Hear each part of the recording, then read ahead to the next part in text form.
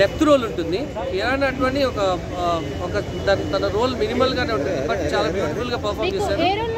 అంజలి గారికి చాలా బాగుంటుంది, చాలా డెప్త్ ఉంటుంది. Old Ram Charan number 1 extraordinary చేశారు.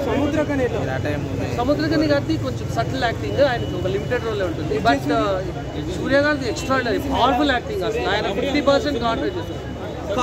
కామెడీ త్రూ అవుట్ చాలా చాలా డెలికేట్ కామెడీ పెట్టారు. ఎక్కడెక్కడ కావాలో అక్కడక్కడ. నాకు నచ్చిన పాయింట్ 20,000. నెగిటివ్ టాక్ అది దేనికైనా ఉంటుంది కదండి. ఆపోజిట్ ఫ్యాన్స్ వార్ ఉంటుంది కదా.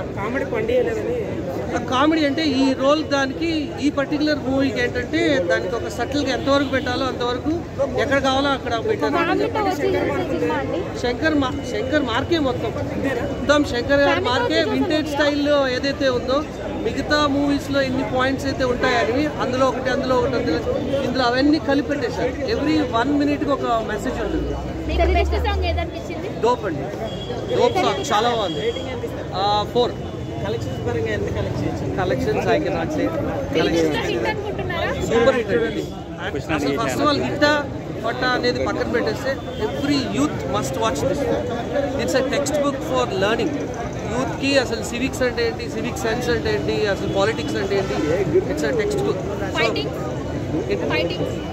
ఫైటింగ్ అసలు ఫస్ట్ నుంచి లాస్ట్ వరకు ఎక్కడెక్కడ అన్న. అప్పన్న క్యారెక్టర్ ఎలా అనిపించింది? Appanna character is the most, that's the highlight of this movie. Shankar గారి డైరెక్షన్ ఎలా అనిపించింది? ఎక్స్ట్రాడనరీ. ఆయన రెగ్యులర్ స్టైల్, ఆయన వింటేజ్ స్టైల్, ఓల్డ్ స్టైల్ ఉంటుంది కదా, అదే స్టైల్లో తీసుకెళ్లారు.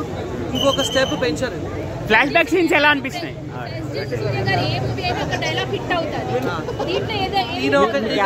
మేనరిజం ఉందండి.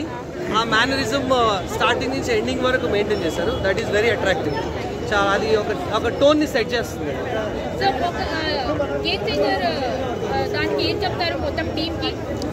Congratulations and all the best. And special గా శంకర్ గారి స్క్రిప్ట్ అండ్ స్క్రీన్ ప్లే మనందరికీ తెలిసిందే.